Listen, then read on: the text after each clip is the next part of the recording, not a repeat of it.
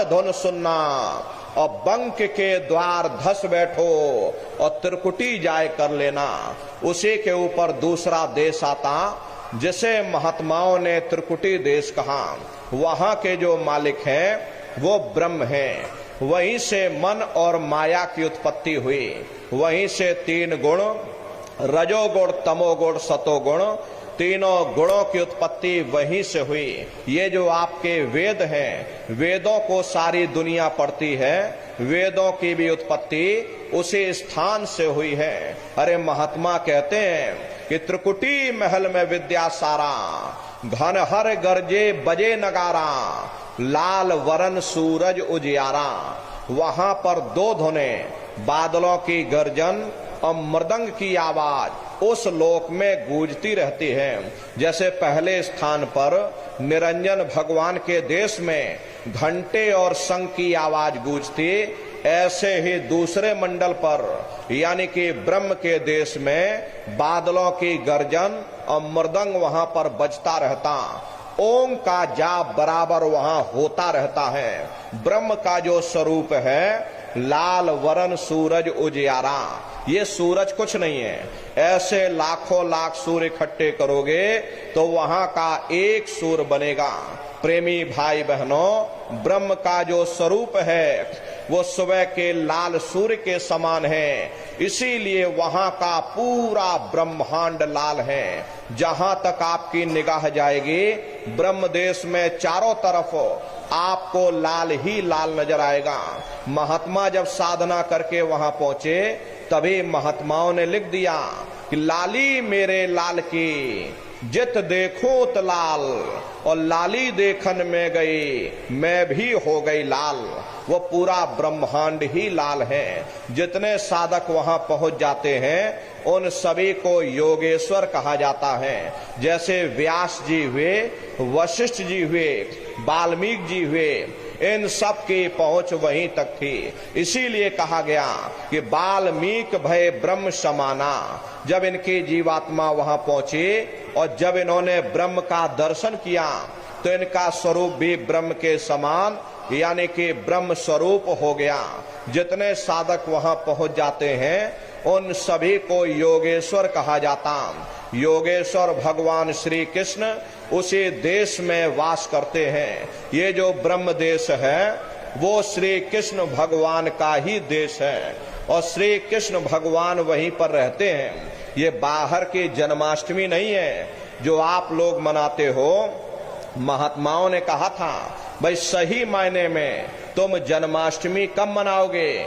जब तुम्हारे जीवात्मा पांच तत्व जल, पृथ्वी, अग्नि, वायु, आकाश और तीन गुणों रजोगुण, तमोगुण, सतोगुण, पांच तत्व और तीन गुणों से परे होकर के ब्रह्म देश में पहुंच करके जब कृष्ण भगवान का दर्शन कर लोगे तब सही मायने में जन्म अष्टमी मनाई जाएगी।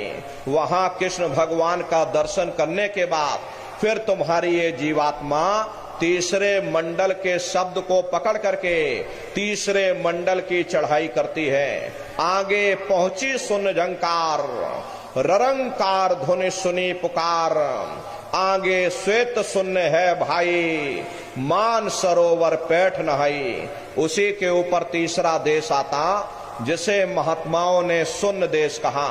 उसी को रारंग देश कहते हैं। उसी को अक्षर और नेति कहा जाता। वहां के जो मालिक हैं वो रारंग पुरुष यानी कि पार ब्रह्म पुरुष हैं। वहां किंगरी और सारंगी दो धुनें उस लोक में गूंजती रहती हैं और पार ब्रह्म पुरुष का जो स्वरूप है वो पूर्णमासी के चंद्रमा के समान बड़ा ही मनमोहक स्वरूप है। इसी स्थान पर प्रेमी भाई बहनों एक बहुत बड़ा अमृत का सरोवर बना जिसे महात्माओं ने मान सरोवर कहा। जब तुम्हारी ये जीवात्मा उस मान सरोवर में स्नान कर लेगी तो जन्म जन्मांतरों के मैले पाप कर्म साफ हो जाएंगे। अरे यहाँ के पानी से तुम्हारे कर्मों की सफाई नहीं होने वाली। ये बाहर का पानी तुम्हारे शरीर के मैल को धो सकता है, लेकिन जो पापों का मैल है जो अंतःकरण में गंदगी जमा, वो जब साफ होगी जब आप तीसरे मंडल पर पहुंच करके उस गंगा में डुबकी लगाओगे। उसमें स्नान करने के बाद ये जीवात्मा हंस रूप हो जाती है। हंसन मिले हंसा हो जाई, मिले जो अमी आहारा है। जीवात्मा का खुद का प्रकाश उस अमृत के सरोवर में स्नान करने के बाद 16 सूर्य के बराबर हो जाता। तब फिर यही जीवात्मा चौथे मंडल के शब्द को पकड़ करके चौथे मंडल की चढ़ाई करती है। 2 पर्वत के संग निहारो, भंवर गुफा ते संत पुकारो। 2 पर्वतों को पार करने के बाद वो बड़ा सुंदर देश आता, जिसे महात्माओं ने भंवर गुफा कहा। वहां के जो मालिक हैं वो सोहंग पुरुष हैं। वहां बंसी यानी मुरली की मधुर ध्वनियां सदा उस लोक में उच्चारण होती रहती। और सोहंग पुरुष का जो स्वरूप है वो दोपहर के सूर्य के समान महाप्रकाशवान स्वरूप है। स्वरूप में अंतर है। पहले स्थान पर निरंजन भगवान का जो स्वरूप था वो ज्योतिष स्वरूप था। दूसरे स्थान पर ब्रह्म का जो स्वरूप है वो सुबह के लाल सूर्य के समान है। तीसरे स्थान पर पार ब्रह्म का जो स्वरूप है वो पूर्णमासी के चंद्रमा के समान है। और चौथे स्थान पर सोहंग पुरुष का जो स्वरूप है वो दोपहर के सूर्य के समान महाप्रकाशवान स्वरूप है। वहां के धनी का दर्शन करने के बाद ताके परे धाम सतनामा और 3 बजे सतलोक ठिकाना। सोहंग देश के ऊपर वो 5वां देश आता जिसे महात्माओं ने सचखंड देश कहा। वो सचखंड देश अजर अमर अविनाशी सदा एक रस रहने वाला देश है। वहां न काल है न कर्म है, न दुख है न संताप है, न पुण्य है न पाप है। जो जीवात्माएं वहां पहुंच जाती हमेशा के लिए जन्म मरण के बंधनों से आजाद हो जाती। वहां के जो मालिक हैं वो सतपुरुष भगवान हैं, जिनके रोम रोम में खरबों खरब सूरज चांद सितारे प्रकाशवान। वही हमारे आपके सच्चे मालिक हैं, वही हमारे आपके सच्चे पिता हैं। अरे हमको आपको वहीं से नीचे उतारा गया। फिर शब्द को पकड़ करके शब्द शब्द पौड़ी पर चढ़कर और पहुंचो सचखंड सतनाम। शब्द की सीढ़ी हर मंजिल पर लगा रखी। आपने भजन किया, घंटे संग की आवाज को पकड़ा तो आप पहले मंडल पर चढ़ जाओगे। वहीं पर आपको दूसरे मंडल का शब्द सुनाई पड़ेगा, उसे आप पकड़ लोगे तो दूसरे मंडल पर चढ़ जाओगे। ऐसे ही शब्द दर शब्द मंजिल दर मंजिल ये जीवात्मा अपने देश सचखंड में पहुंच जाती। तो शब्द कब पकड़ में आएगा? जब आप भजन करोगे। और भजन कैसे किया जाएगा? एक बार फिर से आप लोग समझ लीजिए। ये आंख और कान को बंद करिएगा लेकिन मन को रोकिएगा। ऐसे समय पर तुम्हारा ये मन जरूर भागेगा। अभी आप सत्संग में बैठे हो, शरीर तुम्हारा यहाँ बैठा लेकिन मन सारी दुनिया में भ्रमण कर रहा। अब किसी को पानी पीने जाना है, मन पानी पीने पहुंच गया। कोई बाल बच्चों को घर में छोड़कर आया, मन बाल बच्चों में पहुंच गया। कोई दुकान दफ्तर छोड़ करके आया, मन दुकान दफ्तर में पहुंच गया। कोई खेती बाड़ी छोड़ करके आया, शरीर यहाँ बैठा, मन खेत में जुताई कर रहा। तो ऐसे भजन से कोई लाभ नहीं होगा। जिन्होंने मार मंडाला उन्हीं को सूरमा कहना, और बड़ा बैरी ये मन घट में इसी का जीत ना कटना। अगर दुनिया में कोई हमारा दुश्मन है वो केवल हमारा मन है। ये मन रूपी रावण कब मरेगा? जब 9 द्वारों पर फतेह हासिल करके तुम यहाँ 10वें द्वार पर चढ़ जाओगे, तब सही मायने में दशहरा मनाई जाएगी। ये बाहर की दशहरा नहीं है जो लकड़ी का रावण आप बना देते हो और फूंक फांक करके फिर वापस चले आते। महात्माओं ने कहा था भाई सही मायने में तुम दशहरा कब मनाओगे, विजयदशमी कब मनाओगे? जब 9 द्वारों पर फतेह हासिल करके तुम यहाँ 10वें द्वार पर चढ़ जाओगे, तब सही मायने में विजयदशमी मनाई जाएगी। तब ये मन रूपी रावण तुम्हारा मरेगा। तब तुम्हारी जीवात्मा, हर ऐसी जीवात्मा को महात्माओं ने राम भी कहा। अरे आपकी धर्म पुस्तकों में लिखा है, एक राम दशरथ का बेटा, एक राम घट घट में लेटा, एक राम का सकल पसारा, एक राम है सबसे न्यारा।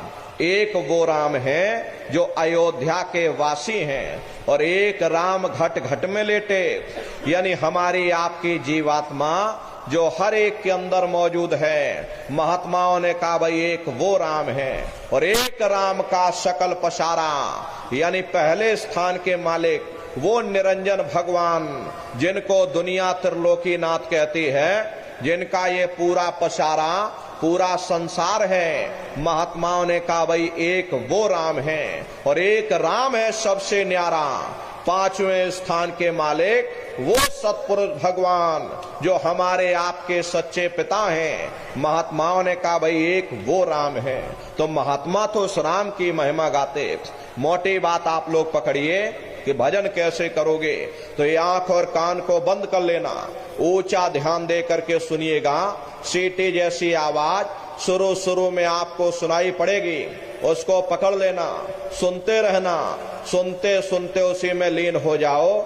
जब आप उसमें लीन हो जाओगे तो कुछ समय बाद में दोबारा आपको अनुभव होगा कि कहीं बड़ी दूर से एक महीन आवाज, घंटे और शंख की आवाज हमारे कानों में गूंज रही। जब घंटे शंख की आवाज आपको सुनाई पड़ने लग जाए, तब आप सीटी की आवाज को छोड़ देना और घंटे शंख की आवाज को पकड़ लेना।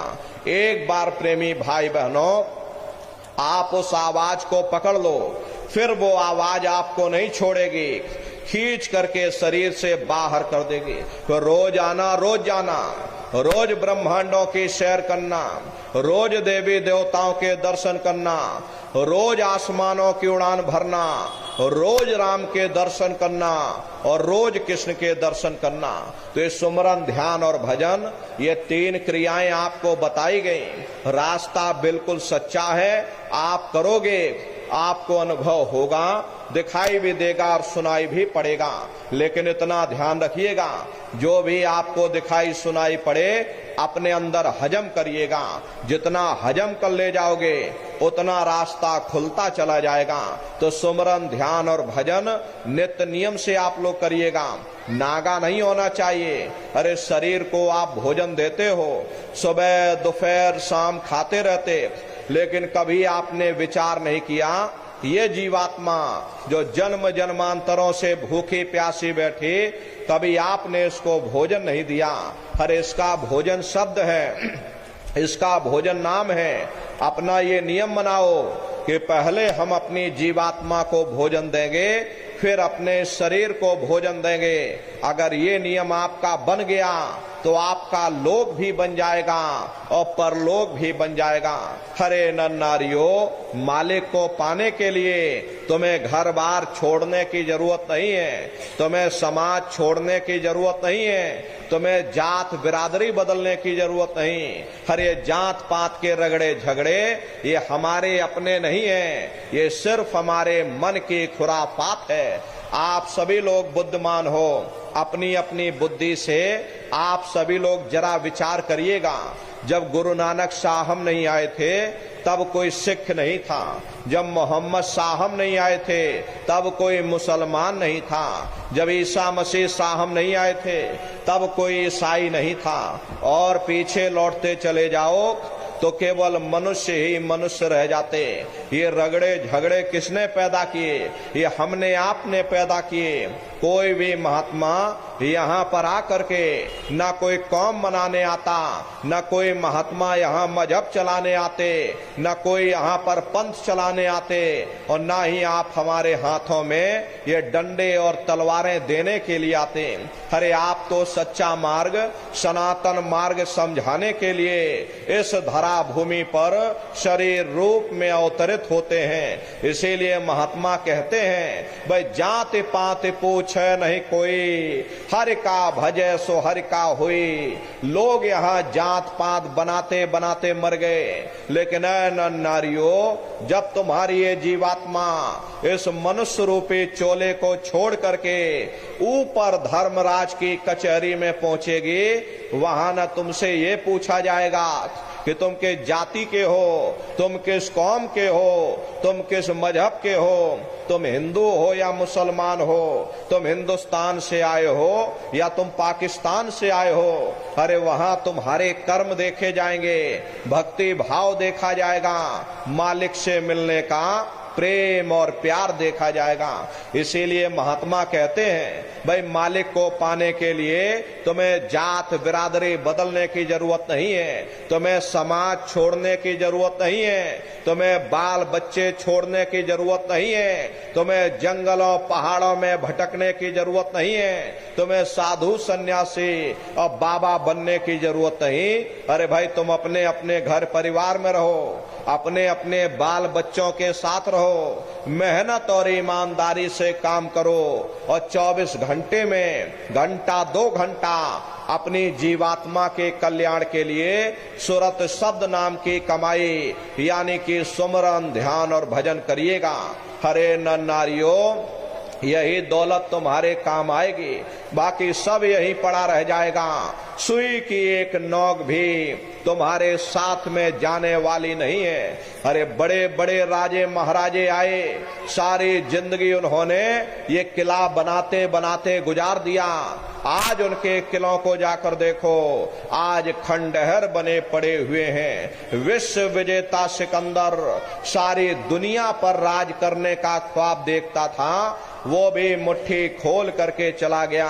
कोई क्या साथ लेकर जाएगा? जो चीज तुम्हारे साथ में जाने वाली वो केवल मालिक की भक्ति है। इसलिए प्रेमी भाई बहनों, वो दौलत कमा लो जो अंत समय में तुम्हारे काम आवे, वरना ये समय तुम्हारा निकलता चला जा रहा। ये श्वासों की पूंजी दिन प्रतिदिन कम होती चली जा रही। हम लोग कहते हैं कि भाई हमारी उम्र बढ़ रही, अरे आपकी उम्र बढ़ नहीं रही, आपकी उम्र दिन प्रतिदिन घटती चली जा रही।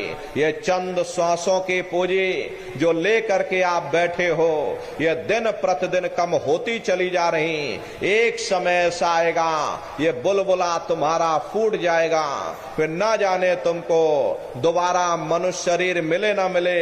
अरे भटकते रह जाओगे युगों युगों के लिए नरकों और चौरासियों में। इसलिए प्रेमी भाई बहनों, अहो भाग्य है आपका, आपको ये मनुष्य शरीर मिल गया।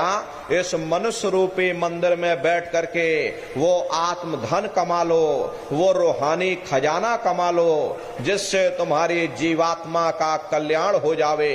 तो सुमरन ध्यान और भजन नित्य नियम से आप लोग करिएगा और सभी लोग शाकाहारी रहना, क्योंकि हमारे गुरु महाराज ने शाकाहार पर विशेष जोर दिया। गुरु महाराज हमारे कहते थे कि बच्चा तुम लोग शाकाहारी रहना, शाकाहार का प्रचार करते रहना, इसी से देश और दुनिया में भारी परिवर्तन होगा। हरे नर नारियों, परिवर्तन कोई कानून बनाने से नहीं होता, परिवर्तन कोई आंदोलन करने से नहीं होता, परिवर्तन कोई तोड़ फोड़ करने से नहीं होता। परिवर्तन तब होता है जब लोगों के विचार बदलते हैं, लोगों की भावनाएं बदलती हैं। विचार जब बदलेंगे जब लोगों का खान पान शुद्ध होगा। देशी कहावत है, जैसा खाए अन्न वैसा होए मन। जब इंसान पशुव्रती भोजन करेगा तो उसकी बुद्धि स्वतः ही पशुओं जैसी हो जाएगी, सोच विचार उसका चिंतन स्वतः ही पशुओं जैसा हो जाएगा। फिर जिस शराब के नशे में माँ बहन बेटे की पहचान खत्म हो जाए, उस शराब को पी करके यह कैसे पता चलेगा कि क्या अच्छा और क्या बुरा है। यही कारण है कि आज घर समाज में दुनिया भर के अत्याचार और दुनिया भर के व्यभिचार फैले हुए हैं। हरे नर नारियों, हम लोग मंदिर बनवाते हैं, उन मंदिरों में नहा धो करके जाते, कहते भाई परमात्मा के रहने की जगह है, हमको नहा धो करके जाना चाहिए, फूल अगरबत्ती ले जाना चाहिए। कोई उन मंदिरों में कूड़ा कचड़ा नहीं डालता। अगर कूड़ा कचड़ा डालोगे तो आपस में लाठियां चल जाएंगी। फिर ये जो हरि मंदिर है, ये पंच भौतिक शरीर जिसे महात्माओं ने हरि मंदिर कहा, हर इसमें तुम हाड़ मांस के लोथड़े डालते हो, इसमें तुम शराब के कतरे डालते हो, अपने बनाए हुए ईंट गारे के मंदिर की कद्र करोगे और परमात्मा के बनाए हुए इस हरि मंदिर को तुमने जीते जी कब्रिस्तान बना दिया तो सख्त सजा मिलेगी। हरे महात्माओं ने लिखा है कि तिल भर मच्छी खाई के कोट गौ दे दान और काशी करवट जा मरे निश्चय नरक निदान। यदि तिल भर भी मच्छी खा करके फिर चाहे कोटान कोट गौओं का दान करो और काशी में जा करके मत्था रगड़ते रगड़ते अपनी पूरी जिंदगी वहां पर गुजार दो, फिर भी तुमको तुम्हारे गुनाहों की सजा मिलेगी। कोई बच नहीं सकता, क्योंकि ये कर्म भूमि है। यहाँ तुम जैसा कर्म करोगे वैसा ही फल तुमको मिलेगा। देखिए, इस कर्म भूमि पर कृष्ण भगवान तक नहीं बच पाए। उस समय बाली को छिप करके बाण मारा, वही बाली कृष्ण अवतार में बहेलिया बन के आ गया। कृष्ण भगवान के पैरों में पद्म चमकता था। हिरण की आंख समझ करके बहेलिये ने निशाना मार दिया और जब पास में आकर के देखा कृष्ण भगवान थे, अफसोस करने लगे। लेकिन कृष्ण भगवान ने उसको समझाया कि इसमें तुम्हारा कोई दोष नहीं, उस समय हमने तुमको मारा, आज तुमने हमको मार दिया, हमारा तुम्हारा अदला बदला पूरा हो गया। कर्म प्रधान विश्व रच राखा, जो जस करे सो तस फल चाखा। ये कर्मों का ऐसा देश है, यहाँ तुम जैसे बीज बोगे वैसे फसल काटोगे। इसलिए प्रेमी भाई बहनों, आप सभी लोग शाकाहारी रहिएगा। शाकाहार का प्रचार अपने अपने क्षेत्रों में करते रहना। कोई ऐसा नशा मत करना जिससे बुद्धि तुम्हारी पागल हो जाए, घर में माँ बहन बेटे की पहचान खो दो। ये तरह तरह की बीमारियां जो आज के समय में आ रही, इसका मुख्य कारण यही है, लोगों का खान पान दूषित हो गया। हरे प्रेमी भाई बहनों, बड़ी सीधी सी बात है, मोटी सी बात है कि इंसानों के खून में जब जानवरों का खून मिल जाएगा, जानवरों के कीटाणु जब मिल जाएंगे, तो न जानवरों की दवा काम में आएगी और न इंसानों की दवा काम में आएगी। प्रेमी भाई बहनों, परिणाम क्या होगा? ऐसी महामारियां आगे चल के बहुत फैलेंगी। इसलिए प्रेमी भाई बहनों, आपसे हमारी प्रार्थना है या आप सभी लोग शाकाहारी रहिएगा। शाकाहार का प्रचार अपने अपने क्षेत्रों में बराबर आप लोग करते रहना। हरे धर्म का प्रचार है। हरे न नारियों, सतयुग कैसे आएगा? राम राज कैसे आएगा? राम राज कोई भाषण देने से नहीं आने वाला। राम राज जब आएगा जब आप लोग धर्म का प्रचार करोगे, और धर्म का प्रचार करने की जिम्मेदारी हम सभी प्रेमी भाई बहनों की है, क्योंकि हम सभी लोग अपने गुरु के जलाए हुए चिराग हैं। अगर एक एक चिराग एक एक गांव में पहुंच जाएगा, ये पूरा गांव प्रकाशवान हो जाएगा, ये पूरा समाज प्रकाशवान हो जाएगा। इसलिए प्रेमी भाई बहनों, धर्म के प्रचार में आप सभी लोग अपना अपना योगदान दीजिएगा। गुरु महाराज के संदेशों को जन जन के बीच में पहुंचाइएगा। गुरु महाराज कह करके गए कि बच्चा, गांव गांव में तुम भजन केंद्र की स्थापना करो, गांव गांव के लोग भजन करने लग जाएं, गांव गांव में सत्संग होने लग जाए, गांव गांव के लोग शाकाहारी हो जाएं, गांव गांव के लोग सदाचारी बन जाएं, आंखों में माँ बहन बेटी की पहचान कायम हो जाए। जब हमारा गांव बदल जाएगा, ये पूरा समाज बदल जाएगा, निश्चय ही कलयुग में सतयुग आ जाएगा। इसलिए प्रेमी भाई बहनों, धर्म के प्रचार में आप सभी लोग अपना अपना योगदान दीजिएगा। और देखो प्रेमी भाई बहनों, हमारे गुरु महाराज ने एक अच्छे समाज के निर्माण के लिए, चरित्रोत्थान के लिए, लोगों को शाकाहारी और सदाचारी बनाने के लिए 116 वर्ष की आयु तक अथक मेहनत और परिश्रम किया। गुरु महाराज ने अपने गुरु की याद में मथुरा आश्रम पर इतना विशाल मंदिर बनवाया। हमारे गुरु महाराज कहते थे कि बच्चा मंदिर का जीता जागता देवता वहां पर बैठ करके बरकत बांट रहा। अरे आप लोग आइए, वहां कोई रुपया पैसा नहीं चढ़ाया जाता, कोई चंदा चुटकी नहीं। अरे आप लोग आए, मंदिर के देवता के सामने अपनी एक बुराई को चढ़ा दीजिए। वहां पर बुराई चढ़ाई जाती है कि हम आज से मांस मछली नहीं खाएंगे, हम आज से अंडा शराब का सेवन नहीं करेंगे, हम आज से झूठ नहीं बोलेंगे, हम आज से किसी को धोखा नहीं देंगे। आप अपनी एक बुराई चढ़ा दो, आपकी एक मनोकामना पूरी होगी। ऐसा वरदानी मंदिर गुरु महाराज ने अपने गुरु की याद में मथुरा आश्रम पर बनवाया। मथुरा आश्रम पर आप लोग पधारिएगा। देखिए, होली का कार्यक्रम 7, 8, 9 मार्च 3 दिवसीय होली का कार्यक्रम मथुरा आश्रम पर मनाया जाएगा। आप सभी प्रेमी भाई बहन मथुरा आश्रम पर पधारिएगा। वो हमारा आपका गुरुद्वारा है। कार्यक्रम के अवसर पर देश के कोने कोने से दसियों लाख की संख्या में सत्संगी प्रेमी भाई बहन मथुरा दरबार में पधारते हैं। अरे आपके रहने ठहरने की व्यवस्था वहां पर की जाती है। अलग अलग जिलों के टेंट रावटी डेरे लगाए जाते, अलग अलग जिलों के भंडारे चलाए जाते हैं। अपना बहुत बड़ा आश्रम है, करीब करीब 10 किलोमीटर के व्यास में अपना ये आश्रम बना हुआ। वहीं पर एक कार्यक्रम होता है। अपने आश्रम पर गुरु महाराज की बहुत बड़ी गौशाला भी है। गुरु महाराज के पास कुल 2 गाय थी। 2 गायों का इतना बड़ा परिवार है कि आज के समय में करीब करीब 3000 गायें और 3000 से ऊपर सांड हैं। गौशाला अलग है और नंदीशाला अलग है। प्रेमी भाई बहनों, हमारे यहाँ किसी को बाहर नहीं भेजा जाता। प्रेमी भाई बहनों, क्योंकि गुरु महाराज हमारे कह करके गए थे कि बच्चा इनको यहीं रखना, यहीं सेवा पानी करना। अगर बाहर भेज दोगे लोग मार देंगे, काट देंगे। इसीलिए चाहे गाय हो या चाहे बैल हो, किसी को बाहर नहीं भेजा जाता।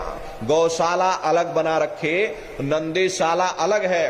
करीब करीब 3000 के करीब गाय हैं और 3000 से ऊपर सांड हैं। उसी के बगल में अपना एक बहुत बड़ा अस्पताल भी है। वहीं बगल में अपना एक विद्यालय है जो कि बिल्कुल निःशुल्क है। 2,500 से 3,000 बच्चे निःशुल्क विद्या अध्ययन करते हैं। वो गुरु महाराज की कर्म भूमि है। और गुरु महाराज की जन्म भूमि जिला इटावा, ग्राम खितौरा में है। जैसा भव्य मंदिर मथुरा दरबार में बना हुआ, उसी तरह से भव्य मंदिर गुरु महाराज के जन्म भूमि पर बन करके तैयार हो चुका। 10 साल लग गए, लेकिन धीरे धीरे ये काम चलता रहा। और आज गुरु महाराज की दया कृपा से ही गुरु महाराज के जन्म भूमि पर भव्य मंदिर बन करके तैयार हो चुका। ताजमहल उसके सामने कुछ नहीं, ऐसे 2-3 ताजमहल खड़े कर दोगे, वो एक भव्य मंदिर दिखाई पड़ेगा। पूरा संगमरमर से बना हुआ भव्य मंदिर है। वहां प्रेमी भाई बहनों करीब करीब 2000 बीघे में अपना वो आश्रम बना हुआ। आप लोग पधारिएगा। गुरु महाराज की कर्म भूमि और गुरु महाराज की जन्म भूमि का दर्शन दीदार लाभ प्राप्त करिएगा। तो होली का कार्यक्रम आप सभी प्रेमी भाई बहन होली के कार्यक्रम में सब परिवार सादर आमंत्रित हैं। आप लोग पधारिएगा और अपने अपने बच्चों को भी बराबर आप सभी लोग लाते ले जाते रहिएगा। प्रेमी भाई बहनों, हम लोग ये सोचने लगते हैं कि अरे बच्चों को क्या करेंगे ले जाकर, ये बच्चे छोटे हैं, इनको घर में रहने दो, इनको पढ़ाई लिखाई करने दो, अभी इनकी पढ़ाई लिखाई की उम्र है, ये सत्संग सुनना, ये भजन पूजा पाठ करना, ये तो हम लोगों का काम है, इन बच्चों को पढ़ाई लिखाई करने दो, ये हमारी आपकी गलत धारणा है। हरे प्रेमी भाई बहनों, पढ़ाई लिखाई जरूरी है, हम ये बात मानते हैं कि आज के भौतिक युग में शिक्षा बहुत जरूरी है। हमको भी गुरु महाराज ने पढ़ाया लिखाया, हम भी पहले 10वीं किए और 10वीं के बाद फिर हमने 12वीं किया और 12वीं के बाद फिर हमने बीए किया और बीए करने के बाद फिर हमने LLB किया, LLB करके वकील बने। गुरु महाराज ने हमको भी पढ़ाया लिखाया, लेकिन पढ़ाई लिखाई के साथ साथ अच्छे संस्कार भी जरूरी है। और संस्कार कोई MA BA की डिग्री करने से नहीं पढ़ते, संस्कार कोई डिप्लोमा करने से नहीं पढ़ते। अगर MA BA की डिग्री करने से बच्चों के अंदर संस्कार पड़ जाते तो हिंदुस्तान में इतने वृद्धाश्रम न खोले गए होते।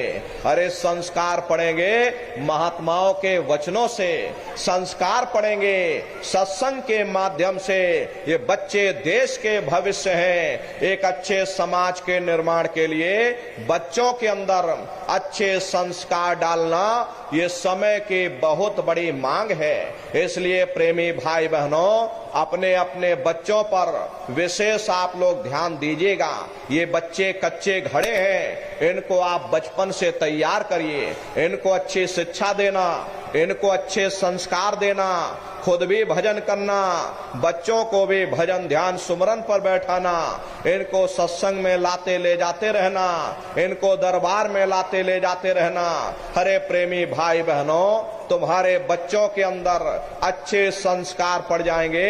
यही बच्चे प्रेमी भाई बहनों बड़े होकर के माँ बाप का नाम रोशन करेंगे, घर और समाज का नाम रोशन करेंगे। इसलिए अपने अपने बच्चों पर विशेष आप लोग ध्यान दीजिएगा। अरे आज के समय में हम लोग अपने बच्चों को स्वतंत्र छोड़ देते हैं, उन पर ध्यान नहीं देते। हरे प्रेमी भाई बहनों, पहले के समय में अकेले माँ बाप अपने 4-4 बच्चों को खिला ले जाते थे, लेकिन आज 4-4 बच्चे अपने माँ बाप को खिला नहीं पाते। फिर 10 दिन तुम खिलाओ, फिर 10 दिन हमारे घर में छोड़ देना, फिर 10 दिन तुम हमारे घर में छोड़ देना। हरे प्रेमी भाई बहनों, ये कहाँ के संस्कार हैं। इसलिए हमारी आपसे प्रार्थना है कि अपने जीवन को सुखमय व्यतीत करना चाहते हो, अपने बुढ़ापे को सुखमय व्यतीत करना चाहते हो, तो अपने बच्चे को बचपन से तैयार करिएगा। इनको अच्छी शिक्षा दो, इनको अच्छे संस्कार देना, खुद भी भजन करो, बच्चों को भी भजन ध्यान सुमरन पर बैठाओ, इनको शाकाहारी बनाना, इनको सदाचारी बनाना। यही बच्चे सदाचारी बन जाएंगे, यही बच्चे चरित्रवान बन जाएंगे, यही देश और समाज में नाम करेंगे। इसलिए प्रेमी भाई बहनों, हमारी आपसे प्रार्थना, अपने अपने बच्चों के साथ, इष्ट मिष्ट परिवार वालों के साथ, आप सभी प्रेमी भाई बहन होली के कार्यक्रम में सब परिवार सादर आमंत्रित हैं। आप लोग पधारिएगा और सुमरन ध्यान और भजन बराबर आप लोग करते रहना। इतना जान लीजिए प्रेमी भाई बहनों, ये रास्ता बिल्कुल सच्चा है। आप करोगे, आपको अनुभव होगा, दिखाई भी देगा, सुनाई भी पड़ेगा, आपका लोक भी बन जाएगा और आपका परलोक भी बन जाएगा। इसी के साथ अब हम अपनी वाणी को विराम देते हैं। इस नए साल की बेला में आप सभी प्रेमी भाई बहनों को बहुत बहुत शुभकामनाएं हैं। सबका जीवन मंगलमय हो। गुरु महाराज के श्री चरणों में हम यही अरदास और कामना करते हैं। मालिक के पावन नाम का सभी प्रेमी भाई बहन एक बार फिर से उच्चारण करिएगा। बोलो जय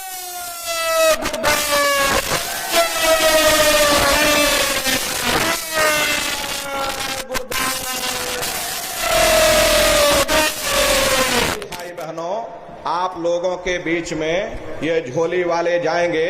जो भी प्रेमी भाई बहन अपनी श्रद्धा से गुरु महाराज की गौओं के लिए दक्षिणा भेंट सेवा देना चाहते हैं, झोली में डाल दीजिएगा। बाकी हम नीचे उतरेंगे आप लोगों से बारी बारी से मिल भी लेंगे। आप लोग कोई धक्का मुक्की मत करिएगा, बारी बारी से आप लोग आइएगा। सभी लोग खड़े हो जाएं। अब आप सभी लोग खड़े हो जाइए। प्रेमी भाई बहनों, अभी हम नीचे उतर जाएंगे, आप लोगों से बारी बारी से मिल भी लेंगे। आप लोग अपने सिर को बिल्कुल ढक करके आइएगा। सबसे पहले माताएं बहनें आएंगी, उसके बाद भाई लोग आएंगे। बगल में गुरु महाराज की गाड़ी है, चरण पादुका है। दर्शन करते हुए प्रसाद ले करके और सत्संग का प्रसाद ले करके तब आप सभी लोग अपने अपने घरों की तरफ पधारिएगा। मालिक के पावन नाम का सभी प्रेमी भाई बहन एक बार फिर से उच्चारण करिए। बोलो जय गुरुदेव, जय गुरुदेव जी महाराज का कहना है खाने से होगी भलाई, खाने से हुए खरा, जो कर विनय हमारे जी की अर्जी है। जय गुरुदेव जी महाराज का कहना है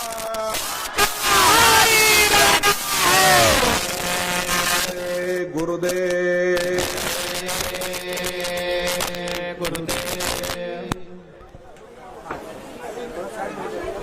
जी जय गुरुदेव।